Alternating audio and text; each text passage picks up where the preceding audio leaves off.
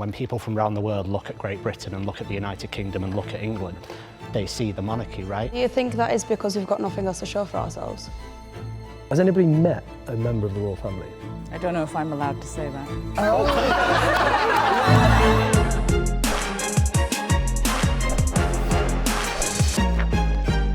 Members of the jury, you must try to reach a unanimous decision on the following.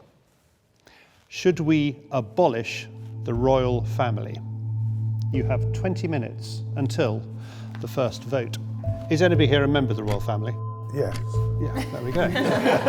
What's your angle, John? What do you think? I don't. My personal opinion, I think we should abolish the royal family. Yeah. Reason? They've got their own laws. They're exempt from so many different things. No death taxes, no inheritance taxes. Like, that's wrong. Why are they different to us? They're human beings.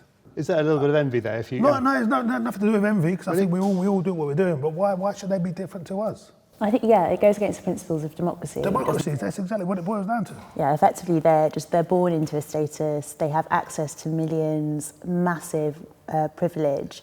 They do have residual power under the royal prerogative, so technically they do have legal influence as well, yeah, on top of everything else. Just. Yeah, but then when you break it down, you end up either saying that everything they have is entirely symbolic, and then at that point, why do we have them then? And you know, the argument, I think the most valid argument, the most cogent argument is normally around tourism, just the idea that they represent a side of Britain that attracts people, they give us that sort of, that cultural aspect of things. But I think a key question would be, if you were to redesign Britain, would you be able to justify imposing this white, extraordinarily rich, privileged family that has this elevated status just because they're born into it? But the point is, are we redesigning it or are we starting afresh? Because tradition plays a huge part.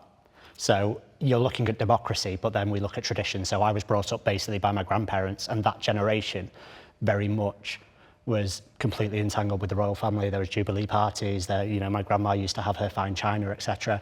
That there's a very different connection generation-wise, and there's plenty of traditions, and when people from around the world look at Great Britain and look at the United Kingdom and look at England, they see the monarchy, right? And when you mentioned tourism before, something like, it brings in billions and billions, and yes, they do take out hundreds of millions of taxpayers' money, which maybe could be better spent, but they bring in a lot of money. And if you surveyed people around the world, top 5 things that you think of when you think of the United Kingdom, I'm pretty sure the royal family would be number 1. Do you think that is because we've got nothing else to show for ourselves? Potentially, I've spoken, so... I was going to say, do you seriously think if they weren't here that tourists wouldn't visit us? In the same way, it wouldn't bring the same revenue. I'm not saying that, listen, I'm not the world's biggest monarchist, I just think there's an argument to be had on both sides. But you like the China. I do. I very much like fine China. Yeah. Stas, you had to swear an oath of allegiance to the royal family, didn't you? I did. It's interesting listening to people's points of views. Has anybody met a member of the royal family? I don't know if I'm allowed to say that. Goodbye, Stas. Tell us, please. No. Spill the beans, mate. No, I didn't sign good enough contract here. For me personally, I met the Queen. I had a decorated and distinguished military service of 14, 13 years, which was fantastic. Yes, I swear an oath, but my personal belief right now is I think it's outdated. I think it's antiquated. I don't think it fits with current modern societal values and visions. My approach to that would be one of change. So I think I'm going to go quite Cromwellian with this, and I would suggest that we reduce their vested powers over generational time, so a general sort of gradual approach to this, and then we look at a Lord Protector. That Lord Protector could potentially be nominated through a democratic system like the House of Lords, much like the Cardinals vote in a Pope. That person would be, well, that individual, that would be based around their contribution to society, their positive contribution. I then think that could be in place at Buckingham Palace for a tenure of potentially 10 to 12 years, which then gets renewed, much like the Pope, or upon their death. I think that would allow then also for us to continue with a democratic approach in terms of a Prime Minister, but also a head of state, because I do think that is quite important. So that's your replacement theory, all right? But is there anything inherently wrong with what they're doing at the moment? Is there something about the royal family you think is corrupt? And you talk about reducing their powers. Not corrupt. I wouldn't say that they're corrupt. I'm extremely proud to be British and to have served Queen, King, and country, obviously. But I do think it's outdated and antiquated. Charlie, what about yourself? Okay, so I'm going to declare an interest. I do royals for the BBC. I'm a pro-royalist. I stand up and talk about the royals' births, deaths, and marriages mainly. I'm very curious though, like you say you run this show to do with the royals, and I guess we have a lot of definitive points for abolishing it. But what are your definitive points for keeping it? Would you keep it, Charlie? Yes, I would. Yeah, I would, because I like it. And I have absolute power, don't I? I'm in this debate with absolute. It's wonder. I actually have more power than the royals. I think the money they bring in is a little bit of a red herring. I mean, it's an interesting point, and they should definitely pay their way. I think the economics of the royals is fascinating. I mean, there's a whole lot of stuff about how they're actually paid for out of the Crown estate, which they gave, in the Act of Succession, all that sort of stuff. But which you don't need to go into. I think the key thing to look at in this is if we can say we are relatively happy with the fact they don't have very much power, we don't like the privilege, but we'll live with it if they're going to stay. But if we want to get rid of them, I think the key thing is what are the alternatives? And I don't like any of the alternatives. I don't like an appointed Pope of England.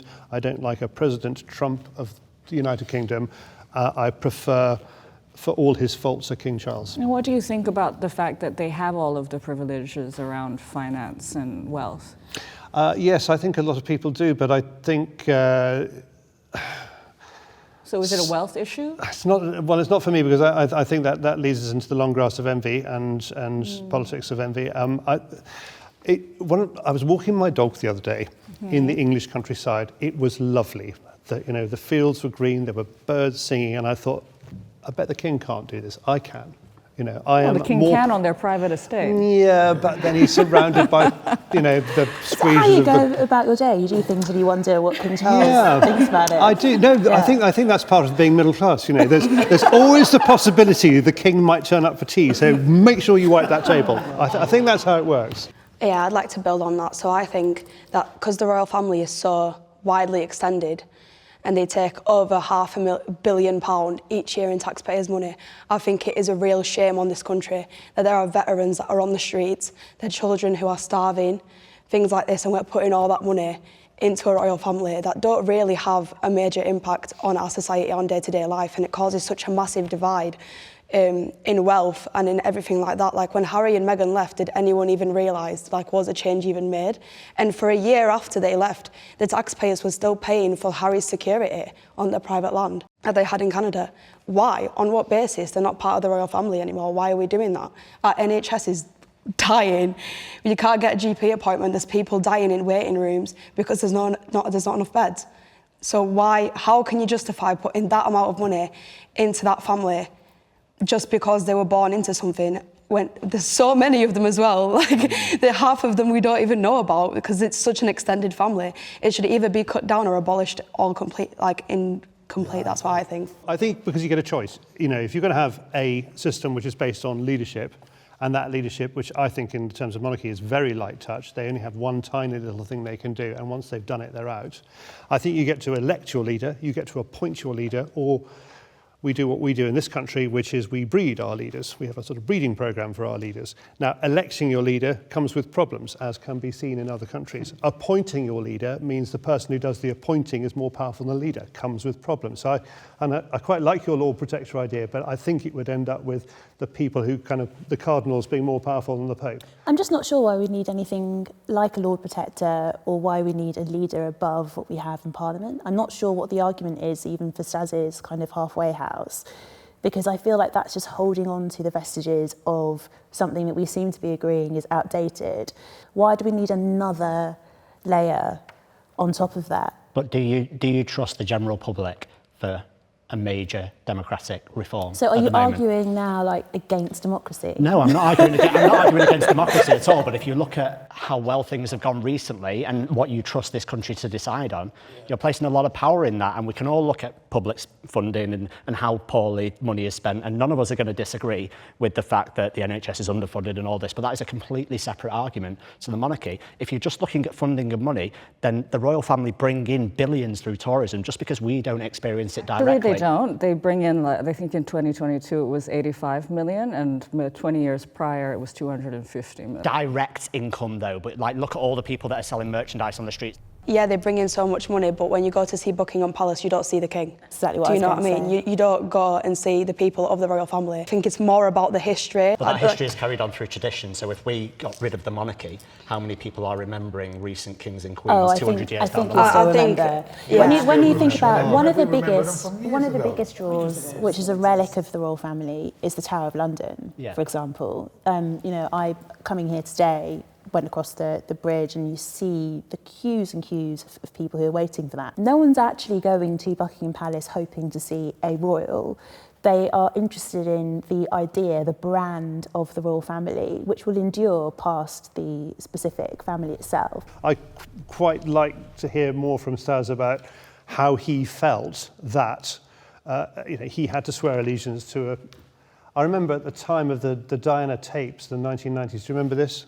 The army was in uproar. Should we be swearing allegiance to a man who has said out loud he wants to be a Tampax? You know, that's a thing. So how did your colleagues feel about that, Stas? Swerve, getting into a different debate now. No comment.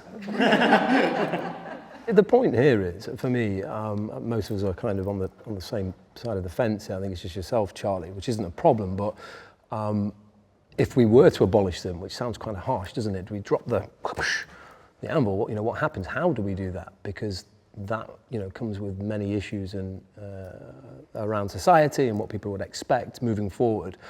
For me personally, I love it. I love everything they stand for and have stood for. They do a lot of good work. Nobody's really mentioned the charitable work that the royal family do. The hours, days, weeks, months spent, not just in this country but abroad as well, and they act as our ambassadors, rightly or wrongly. But I think there is a small part of me that sort of sticks to that and holds to that, and I like the tradition. I like that everything that they should, in terms of value, uphold and represent. But I think right now, in this modern society, they're moving further and further away from So that. it's their fault. They're moving further away. Not necessarily a them problem. I think it's we're changing. Okay. The world is changing, and they need to adapt to that. If we remake the royal family, who says that we need to have someone above our prime minister? Who says that we need to have someone that's like a Catholic figure? You have to look at history. For Yeah, that, I think so. We have various pillars of establishment of which the government is one. The police, the judiciary. There has to be a sense of separation. Other countries do it differently. Some do it But by we don't constitution. actually. But we don't actually have that. So I think what's interesting is that what you're saying is internally inconsistent. So you're saying on the one hand the royal family is justifiable because it has no real power, and therefore we're still adhering to democratic principles. As one power. Well, the royal prerogative, but which hasn't been used in Can't be any used. meaningful. Right. So what's the point of it then? Because if everything went wrong, they could exercise that power. So and we if could everything get, went wrong, we would have to have faith that the individual who happens to have been born into the position to be the monarch at the time would make the right decision at that precise moment. and I think that's important.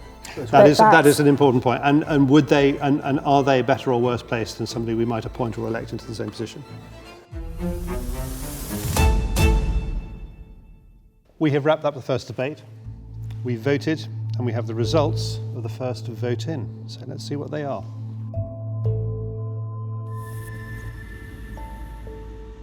We're two little reds here. That's it.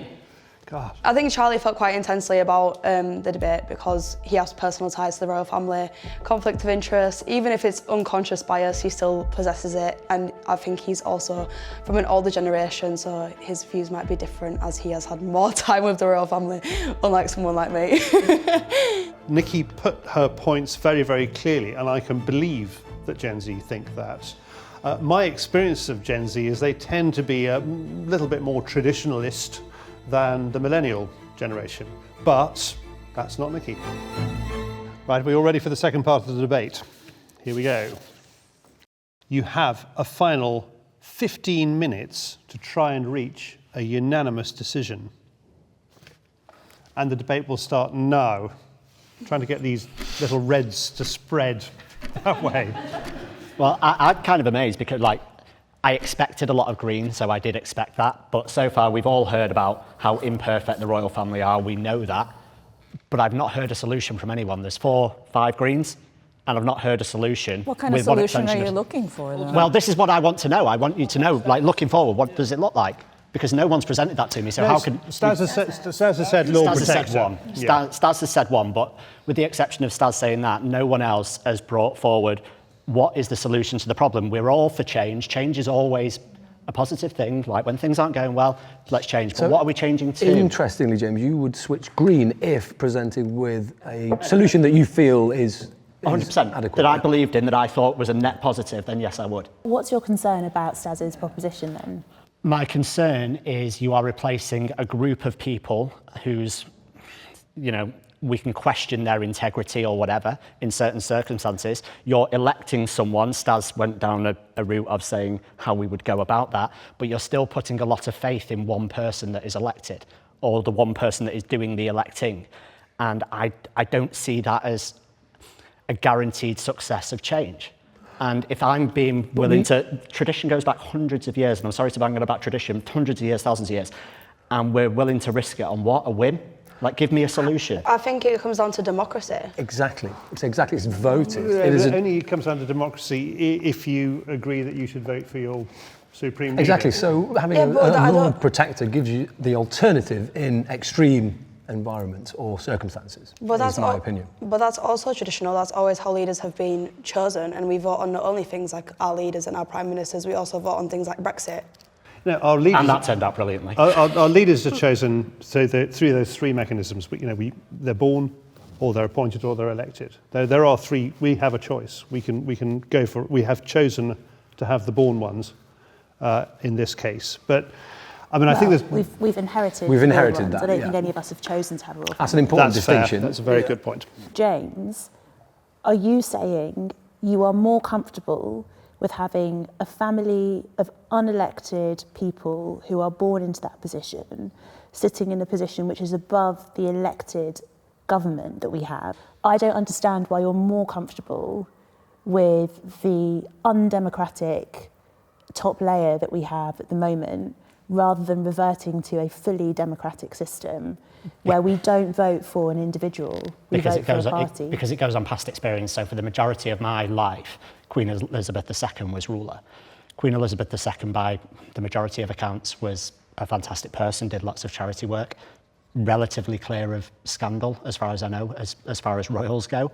A lot of the people that have been elected into power since I've been alive, whether it be presidents, whether it be prime ministers of various countries, have questionable at best. So when democracy has taken its course and people have been voted in, those people haven't necessarily shone a light throughout the world, whereas I think Queen Elizabeth II is looked back on very fondly, whereas our current elected leaders of various countries aren't. So what if we had, just to deal with the fact that the royal family is a factory, right? The royal family is a massive PR machine. It's a circus. Right. One of the reasons that we don't know about the level of scandal within the royal family, or haven't always known it contemporaneously, is because we're not allowed to know about those things. You've seen the way that the super injunctions have been imposed, the restrictions on those things. It's not because the royal family has been this clean, kind of holy, very exquisitely moral family. It's because through the system that we have, they are whitewashed, their characteristics are whitewashed, and therefore we don't see what there is. There's a lack of transparency around that. So let's flip this then. If Queen Elizabeth II hadn't been who she was, if we had had somebody who was a bit more scandalous, would you be comfortable with that being the person who sits in a position above the Prime Minister? If you look at our king, he has loads of history of what happened with Diana and his affair with Queen Camilla and all this stuff. I think that if the Queen Elizabeth II saw that Queen Camilla was wearing the crown, she would be rolling in her grave, because that is ridiculous. But he's also had scandals. Like, I don't think anyone's perfect, it's just how well they hide it. You never know what's going on behind the scenes. It's not that they're this perfect family. And I think even our king is flawed. We put so much money into changing the banknotes, the coins, the passports, everything, when in reality it's going to take 10 years to do, and he's going to die before then anyways. Like, sorry, like, it should have been passed down to William, in my opinion, if he were to keep it going. But I think that after Queen Elizabeth II, that should have been the end, because we're forgetting that we have a king. There's a lot of discussion about the Queen, but no one's saying anything about the king that we currently have. Do you not like the symbolism? Do you not like the banknotes and all of that stuff? I do. But Yeah. what was the point of what was the point of changing all of that when the king is elderly, William is middle-aged, and he could have served for longer, so there would have been more point in doing so when you're putting millions and millions of pounds into doing that as well. Like, I believe you will know more about it, like, but I believe it's tradition, right? And it has to go to a certain person. They can't. Well, They can't pass it down. You have the Act of Succession. And the that's great thing about basically being a royal is useful. you can make up tradition as you go along. I mean, that is for sure. Okay, Abby, flags. Would you prefer to be saluting a flag than a king? Well, see, what's interesting, the question that you asked of Stars, if I go on to become a silk, to become King's Counsel, I too will have to swear allegiance to the king. But, and you know, I've thought about this in various ways. The reality is I don't spend my days doing things and thinking, oh, what would King Charles do? The royal family just doesn't feature. It's a lovely life. They just don't really feature in my mind. The only time really that I have interaction with the royal family would be when something pops up on my phone, and more often than not, it's some sort of gossip or scandal about them. I feel like they're this sort of slightly wayward group of rascals who get up to things every so often, and when there's a slow news day, then the newspapers pick up on something about them doing something that I really just don't particularly care about. So I don't have an issue with like swearing to the king, because at the moment what that symbolises is that would be my way of taking an oath to demonstrate that you can hold me to a particularly high standard. That can be replaced with whatever then represents precisely that, which is you can trust me to act in my profession with honesty and integrity. It just happens to be the king at the moment. So, you know, it just doesn't mean anything. That's interesting. I think it's the biggest weakness in my argument is that you could replace the king with the flag. Yeah. You know, and the reason I think you shouldn't do that is because I just don't think it kind of works for the UK. You know, we're more of a bunting nation than a flag nation. Do you think, Charlie, that you might have a conflict of interest because you're a correspondent for the BBC about the royals? You get to see the kind of the pomp and the ceremony, and you get that access, and I think maybe that's why they have more value to you, because there's a more tangible impact that they have on your day-to-day. But actually, for the average Briton, yeah, okay, just the average Britain thing. There was a very funny moment when the Queen Mother was heading towards her grave, and she was being, I think she was driven, the coffin was driven through the streets, and we were all on these kind of scaffolding poles they put up outside Buckingham Palace, and we'd gone through 5 or 6 years ago, the royal family don't really need them anymore, and we looked out from that scaffolding outside Buckingham Palace, and there were a lot. Somebody said 1 million, but a lot of people there. And we thought, my goodness, they actually do love her. So we can sit here, our little I don't know group if that's of 7. love. I think it's similar to what you were doing in that it's entertainment. You know, you're entertained at these christenings, and unfortunate to say, it's also an event to congregate and to have community around. And it's about being together rather. But the thing is, people are not processing the fact that they're using the figurehead to bind their families together, that they're using these objects of like icons to feel something. I think the problem is that people are not investigating the way that they're platforming these people, and therefore those people who are in that platform, that could be the flag, that could be an object, that could be an idol, get power. They get power that they shouldn't, that they never earned. there are plenty of countries that have very strong identities around their patriotism, around what it means to be a citizen of that country, and they don't have royal families. And I think actually it would be quite interesting to see what Britain is without that, and I think it would make us really reflect and think about British values and sort of like recommit to what those mean without having to have this veneer. James, we're on our own. We are on our own, pal. It's getting more and more difficult. It really is. We put a barrister on their team. I know, it's unfair, exactly. isn't it? It's really tough. No, Yeah. I get the emotional thing. I really do. I get the emotional tie. Like when you look at the Queen Mother's passing or the Queen's passing, I think there wasn't a TV channel in the world that wasn't showing the funeral at the time, right? The whole of the country came together and watched it. If you were walking down the street, it was on TVs, in shop windows and stuff. It was a very, very big event. I just feel like you made the point that there are plenty of countries that have an identity and have a real strong identity without a monarchy. I don't know whether we would have that. Can I ask you a thought-provoking question then? What about this country are you proud of, and don't include the royal family in it? There must be, are you There's plenty. saying exactly? Yeah, there's plenty. Like, I'm very proud. Like, I think it's nowadays in 2025, it's almost seen as not a great thing to be proud of where you're from, right? It's like, because being proud of where you're from comes quite often is tarnished with a hatred of other places, which are two completely separate things. They're mutually exclusive.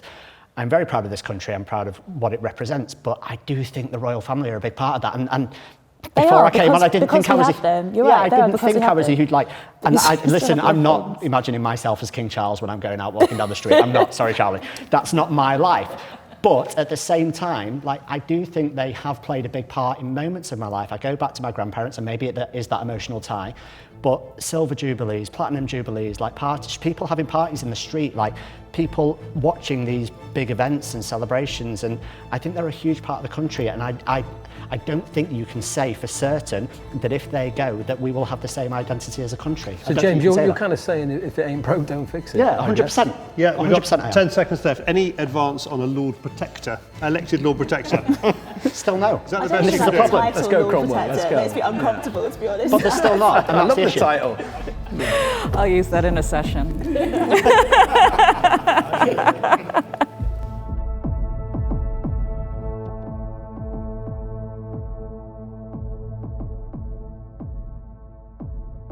Well, we've voted for the second time, and have we changed our minds? It's flickering green. That's flickering green, James. Thanks, mate. Thanks. Not a chance. Nice to not be alone, huh? I guess that's what you're voting for. Members of the jury, you were asked, should we abolish the royal family? You were not able to reach a unanimous decision, but the majority voted yes.